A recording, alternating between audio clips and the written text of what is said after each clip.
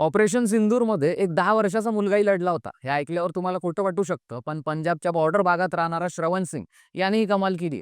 Operation सिंदूर दरम्यान श्रवणने कोणताही uniform न घालता किंवा शस्त्र हातात न घेता भारतीय सैन्याच्या सैनिकांना मदत केली. दोन्ही देशात ज्या वेळेला तणाव वाढला, तेव्हा तारावली या गावात सैनिकांनी तळ उभारला होता.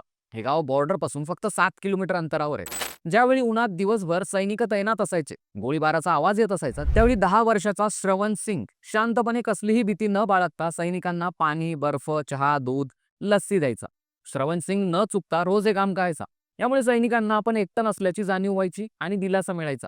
त्याच्या या धाडसी कामाची दखल घेत 7व्या इन्फंट्री डिव्हिजनचे general officer commanding major general Ranjit Singh Manral यांच्याकडून श्रवणचा सन्मान केला गेला. श्रवणला मोठं होऊन सैन्यात भरती होण्याची इच्छा आहे आणि त्यामुळेच मला भीती वाटत नाही असं तो सांगतो. त्याच्या या धाडसीपणामुळे त्याला आर्मीकडनं ऑपरेशन सिंदूरचा सगळ्यात लहान नागरी योद्धा म्हणून घोषित केलं गेलं.